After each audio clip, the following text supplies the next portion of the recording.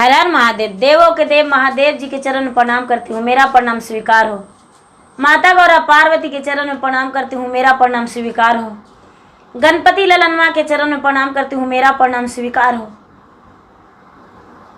सब देवी देवताओं के चरण में प्रणाम करती हूँ, मेरा प्रणाम स्वीकार हो। माता और पिताजी के चरण में प्रणाम करती हूँ, मेरा प्रणाम स्वीकार हो। सब गुरु भाई बहना के चरण में प्रणाम करती हूँ, मेरा प्रणाम स्वीकार हो। गुरु भाई बहन, मैं एक कथा सुनाने जा रही हूँ। इस कथा को पूरा सुनिए और रहस्य जानिए। आदि नहीं, आदि सुनने में शिव गुरु का अपमान होती है, पूरा सुनने में ज्ञान। इसलिए कथा को पूरा सुनिए और रहस्य जानिए। हर हर महादेव, घर घर महादेव। गुरु भाई बहना, एक राजा थे, एक रानी थी। रानी जो थी वो भगवान का पुजारी थी। राजा तो जो थे, राजा बहुत धन वाले थे, घमंडी राजा थे। राजा के अंदर घमंड भरा हुआ था कि मेरे पास बहुत सारा धन है। भगवान कहाँ रहते हैं? कोई भगवान संसार में नहीं रहते हैं। रानी जो थी, और रानी इस बात को मानने को लिए तैयार ही नहीं थी। रानी बराबर कहते रहती थी, महाराज आप चाहे जो करें, हम पूजा पाठ नहीं छोड़ सकते हैं, हम भगवान के आराधना को नहीं छोड़ सकते हैं, भगवान से दया मांगना भी नहीं छोड़ेंगे, भगवान से हम चर्चा करना भी भगवान के बारे में नहीं छोड़ सकते हैं, भगवान को जो 108 बार जाप करते हैं वो जाप करना भी नहीं छोड़ेंगे, आप चाहे जो करें। राजा बोले, क्या तुम्हारे भगवान ने तेरा भोजन जुमा देंगे? रानी कहती, हाँ महाराज, हम बिना या बिना पानी के भी भगवान के सहारे रह लेंगे, लेकिन आपका घमंड के सहारे नहीं रह सकते हैं। आपका घमंड जो है वो मेरा प्राण को ले सकता है, लेकिन भगवान का ध्यान जो है मेरा प्राण बचा लेगा। रानी गर्भवती थी, रानी गर्भवती थी। राजा ने क्या किए कि रानी को, गर्भवती महिला को, गर्भवती स्त्री को अपने धन के घमंड के कारण हाथ पकड़ के और निकाल दिए और कह दिए कि अपना मैके भी तू नहीं जा सकती हो। यदि तूने मैके जाएगी तो तेरा जो परिवार है वो सब गरीब है, उसका तो 2 वक्त का रोटी का भी ठिकाना नहीं है, उसे भी हम कारागार में डाल देंगे। अबे बेचारी रानी सोचती है, हे भगवान, हे भोलेनाथ, अब आप ही रास्ता दिखा सकते हैं, हम कहाँ जाएं, किसे ढूंढूं, किसे अपना बनाऊं? जिस पे हम भरोसा किए वो तो इतने निर्दयी बन गए कि मुझे हाथ पकड़ के निकाल दिए। अब कहाँ जाएं महादेव, आप ही सहारा है। ए बेचारी यही सोचकर और क्या की कि घर से बाहर हो गई, घर से बाहर हो गई। हिम्मत बना ली कि जहां भी जाएंगे भगवान भोलेनाथ के भरोसे रह लेंगे। राजा का धन है और राजा के लिए ही रहेगा। रानी निकल गई घर से, चलते चलते चलते चलते चलते चल गई अपना राज सीमा से बाहर चली गई तो जंगल में पहुंच गई। जंगल में चली गई, जंगल में 2 साधु महात्मा रहते थे। 2 साधु महात्मा रहते थे। वो महात्मा जो थे दिन भर प्रतिदिन अन्न मांगते थे गांव गांव जाकर, और शाम को अपने कुटिया पे जाकर और रहते थे, भोजन बनाते थे और खाते थे। ये बेचारी जंगल गई, उस वक्त साधु बाबा नहीं थे। मंदिर के पास उन लोगों ने रहते थे अपने कुटिया बनाकर। ये मंदिर देखकर वहाँ रुक गई, लेकिन देख रही है कि साधु बाबा जो बनाते थे, जो छाई बानी था रहता था, पूरा बिखरा पड़ा हुआ था, गंदा लगता था। इसे लगा तो लगता है कोई यहाँ व्यक्ति रहते हैं, क्यों ना हम साफ सफाई कर दें। ए बेचारी जो रानी थी, रानी वहाँ पे खूब प्रेम से कुएं से पानी निकाल के और वहाँ पे साधु बाबा के कुटिया को साफ करती, साफ करके और लीप पोत के जो जंगल में से गाय के गोबर लाके और लीप पोत के खूब सुंदर से साधु बाबा के आते आते वहाँ पर सजा दी। इतना बढ़िया से लगा, इतना बढ़िया कर दी कि साधु बाबा आए तो देखते हैं कि अरे ये नारी कहाँ से आई, मेरे कुटिया में ये नारी कहाँ से आई। साधु बाबा गुस्से के मारे तलतल होकर कहते हैं, मेरे कुटिया से बाहर होकर चली जाओ, मेरे कुटिया में तू कौन पापन मेरे लिए आ गई हो, हम तुम्हें देखना नहीं चाहते हैं, मेरे कुटिया से चली जाओ। ए रानी कहती है, बाबा आज के दिन मुझे रह लेने दीजिए, कल का चले जाएंगे। समय के मारा है, मेरे पति एक घमंडी राजा हैं, धन के घमंड में मुझे निकाल दिए हैं, लेकिन 9वां महीना मेरा समय चल रहा है, मैं गर्भवती महिला हूँ, गर्भवती हूँ रानी, और मेरा पेट में बच्चा है, कहाँ जाऊँ वो समझ में नहीं आ रहा है, इसलिए यहाँ पर हम देखें कि साफ सफाई कर देते हैं। बाबा हम हाथ जोड़ते हैं, विनती करते हैं, आज का दिन मुझे रहने दीजिए। बाबा जब ऐसा सुने तो वो जो साधु बाबा थे, साधु बाबा का आंखों में आंसू भर गया और बोले, बेटी जैसे तू रानी है उसी तरह रानी बन के यहाँ पर भी रहो, उसी राजा के भरोसे बच्चे का जन्म तू दे सकती हो। यहाँ तुम्हारा जो भी कमी होगा वो हम मांग चांग के ला के पूरा कर देंगे, लेकिन अपना सत्य को मत तोड़ना। ये रानी जो थी उसी जंगल में रहने लगी और रहते रहते इसका जब 9वां महीना पूरा हो गया, 9वां महीना के बाद एक सुंदर सा पुत्र जन्म लिया। ये जो रानी थी, रानी बड़ी खुश थी अपने पुत्र से। रानी जो थी, रानी अपना बच्चे को दूध पिलाती थी और पोसने पालती थी, साधु बाबा के भोजन बनाती थी और साधु बाबा के भोजन बनाकर और खिलाती थी। साधु बाबा इसका परवरिश करते थे, बेटी के समान अपना साधु बाबा रखे थे। ये जो बच्चा था, बाबा बोलता था, उसके जो माँ थी वो भी, बच्चा को तो कोई पता नहीं था कि पिता क्या होते हैं और कौन ऐसा रिश्ता क्या होता है, इसका तो कोई पता नहीं था। ये तो जंगल में पल बढ़ रहा था तो इसको पता नहीं था। गुरु भाई बहन, एक दिन का बात है कि जो बेचारी रानी थी, रानी प्रतिदिन जंगल से लकड़ी लाकर और बाबा के भोजन बनाती थी। एक दिन का बात है कि एक नाग और एक नागिन वही जंगल में आपस में बात कर रहे थे। कि आज इस रानी के पति जो है आज इसी जंगल में आने वाला है, भटकता फिरता। ये जो रानी है, रानी का तो 12 वर्ष बीत गया ये जंगल में आए हुए, अपने बच्चे के साथ ये परवरिश कर रही है, लेकिन इसका पति जो है भीख मंगा की तरह इधर उधर घूम रहा है। उसका धन सब नाश हो गया है, उसका जो है रानी का घर छोड़ते ही धन संपत्ति सब बिला गया है और राजा का घमंड चूर हो गया है।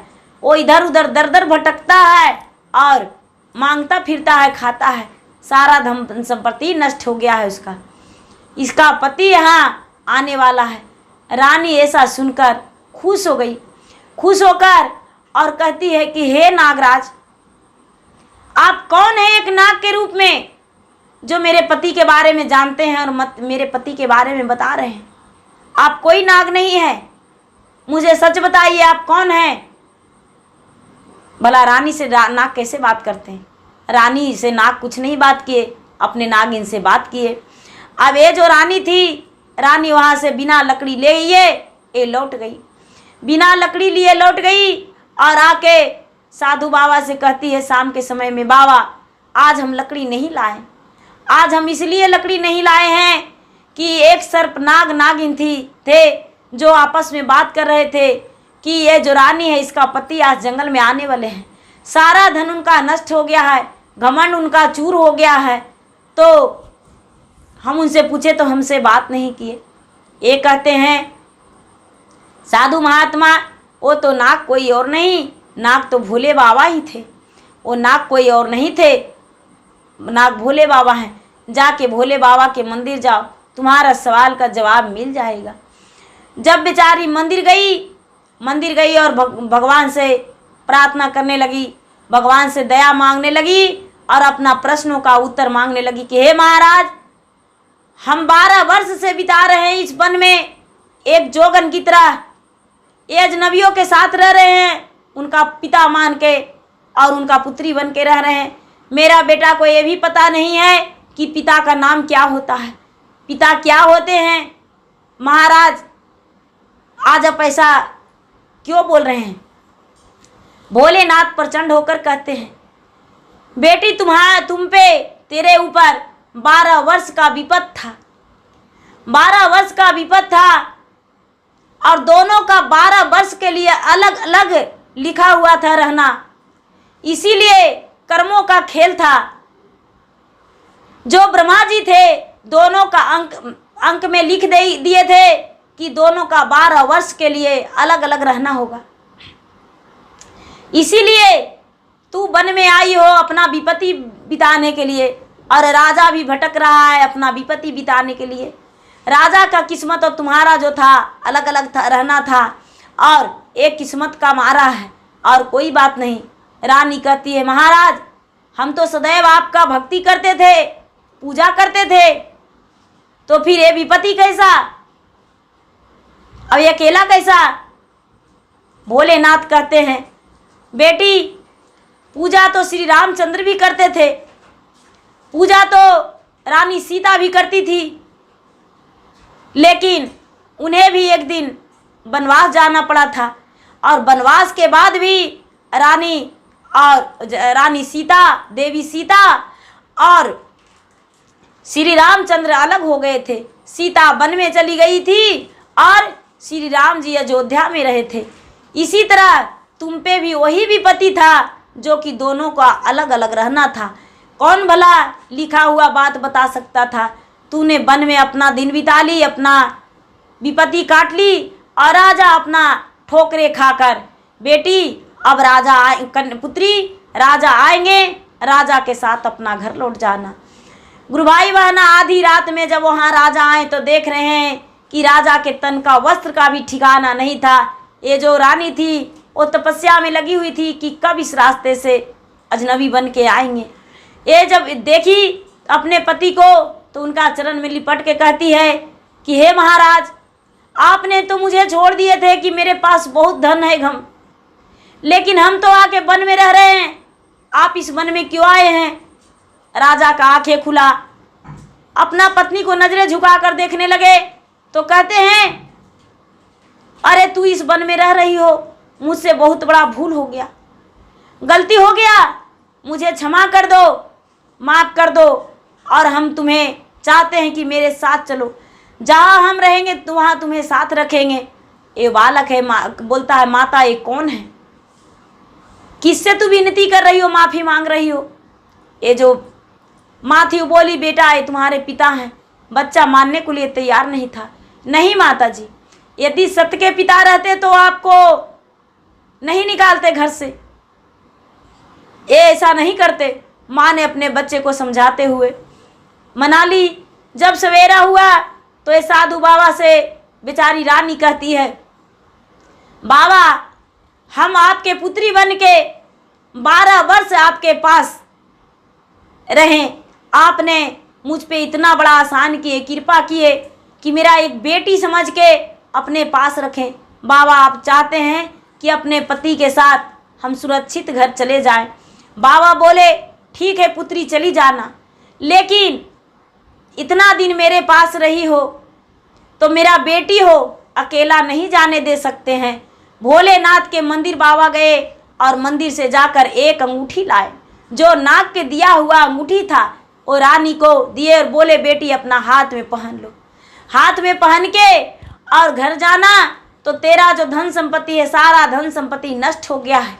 ये अंगूठी को धर देना और 1.25 हाथ गंगा जल से लीप के और कहना कि हे नाग की अंगूठी, हे तपस्वी की अंगूठी, यहाँ पे जैसे मेरा महल था उसी तरह मेरा महल बन जाए, जैसे नौकर चाकर था उसी तरह मेरा सब कुछ हो जाए। मेरा सारा धन संपत्ति वापस हो जाए, मेरा कोई चीज़ का कमी ना हो, तुम्हारा सारा धन संपत्ति वापस हो जाएगा। ऐसा जब बात सुनी रानी तो अंगूठी लेकर और अपने पति को बोली, तो ठीक है महाराज चलिए। उसके पति भी साधु महात्मा से क्षमा मांगे और कहें कि महाराज आपने मुझ पे बहुत बड़े एहसान किए हैं, मेरे पत्नी को और मेरे बच्चे को भटकने नहीं दिए। मैं तो समय का मारा मुझे समझ में नहीं आता था कि हम क्या करते, इसी कारण अपना पत्नी को भी हम त्याग कर दिए थे, इसके लिए हमें माफ़ कर दीजिए। भगवान से भी माफ़ी मांगे। भगवान महादेव के मंदिर में भी राजा जाकर और माथा टेक कर और क्षमा मांगे। अपने पत्नी के साथ अपना राज को लौट गए। जब राज को लौटे तो देख रहे हैं, राजा को तो पता था कि मेरा रहने का ठिकाना नहीं है, कुछ भी नहीं है, मेरा घर में सब धन संपत्ति नष्ट हो गया है। ये जो राजा थे, राजा अपना घर लौटे, वहाँ के लोग सारे लोग हंसी ठिठोलियाँ करने लगे कि अरे राजा तो एक भिखमंगा की तरह दर दर भटक रहा था, राजा अपने आप को कहलाता था, आज देखो छोड़ा हुआ पत्नी को वापस लेकर आ गया है। देखो पता नहीं ये पत्नी 12 वर्ष कहाँ बिताई होगी, कल मुही आवाज़ इस राज में आई है, इसे मारो पीटो भगाओ। सारे लोग ईंट और पत्थर चलाने लगे। ए रानी पर एक ईंट पत्थर नहीं लगा, जो ईंट चलाते थे रानी पर वो उछल के उसी को वापस होके और उसका चोट लग जाता था। किसी को कान फट गया, किसी को कनपट्टी, किसी को माथा, किसी को हाथ टूट गया, किसी को पैर टूट गया। सारा लोग तजुब करने लगे कि अरे हम तो राजा और रानी पे ईंट और पत्थर चलाते हैं, लेकिन वापस मुझे क्यों लगता है। कुछ बूढ़े बुजुर्ग थे, वो कहने लगे कि रानी जो थी रानी सती थी, रानी को राजा पूजा पाठ के कारण निकाल दिए थे। रानी जहाँ भी होगी वो अपने धर्म और प्रतिष्ठा बचा के ही होगी। तू लोगों ने अपमान कर रही हो, इसीलिए तुम लोग का ये दशा हो रहा है। भगवान भोलेनाथ का कृपा है, अपना कृपा उस पर बनाए रखे हैं, इसी कारण उल्टे चोट लग रहा है, इसे क्षमा मांगो।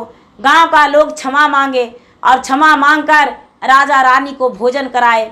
जब भोजन कराए राजा रानी उसके बच्चे को, राजा अपना घर गए।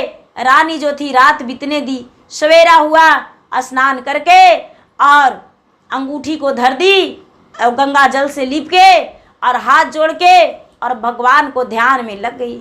जब ध्यान उसका ध्यान लग गया भगवान में, भगवान से आस्था बनाई। पति पत्नी दोनों हाथ जोड़ के विनती किए भगवान को और कहने लगे कि हे भोलेनाथ का अंगूठी, हे नागराज का अंगूठी, हे तपस्वी का अंगूठी, जैसे मेरा धन संपत्ति था, मेरा किला अटारी महल था, नौकर चाकर था, उसी तरह मेरा धन सब वापस हो जाए, कोई मेरा कमी ना हो, मेरा जिंदगी में कभी दुख ना हो।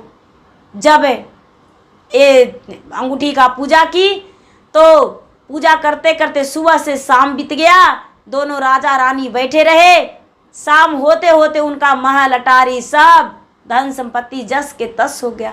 जब ऐसा देखे राजा तो सब प्रजा से कहने लगे कि मेरी रानी जो थी वो सती थी, इसमें मेरा घमंड ने मेरा धन को चूर कर दिया था, मेरा घमंड तोड़ने के लिए महादेव ने ये सब लीला रचे थे और कोई बात नहीं है। रानी कहती है नहीं राजा साहब, इसमें आपका कोई दोष नहीं है, ये तो सब समय का मारा था, समय जो भी करवाया था राजा साहब, ये सब समय करवा दिया था। राजा साहब अब हम लोग दोनों पति पत्नी मिल के रहेंगे। वहाँ के जो राजा थे, राजा फिर से लौटा दिए इनका राजपाट। अब यही राजा फिर से वहाँ के राजा बन गए। राजा बन के और राज चलाने लगे और प्रजा जो थे, प्रजा को सबको प्यार देने लगे राजा, और नेक दिल सुंदर दिल के राजा बन गए। राजा जो राजा लोगों के लिए होना चाहिए वही राजा ये बन गए और सारी लोग इनके जय जयकार करने लगे और सारा लोग इनके साथ पूजा पाठ में रंग गए। जब अपना दुख भरी बातें रानी सुनाई तो सारा लोग इनके दुख से अपना आंसू छलका दिए और इनके साथ पूजा पाठ सब करने लगे। पूजा पाठ करके ही खुश रहते थे। उस गांव में उस दिन से कोई कमी नहीं हुआ, हर खुशी हर विकास उस गांव में होने लगा और कोई ऐसा भयंकर दुख बीमारियां भी नहीं हुआ।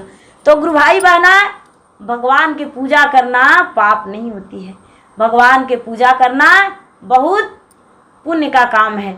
जैसे कि वो राजा साहब पूजा पाठ में रंग गए थे, जैसे कि वो नास्तिक थे और धार्मिक बन गए। धार्मिक बन गए तो सारा धन संपत्ति उनका फिर से वापस आ गया, और वापस आकर और सब कुछ जैसे के वैसे हो गया। और जब घमंडी राजा थे तो उनका जैसा के तैसा हो गया था, और जब वो राजा अच्छे राजा बन गए तो उनका धन संपत्ति सब जैसा था वैसा ही हो गया। गुरु भाई बहना,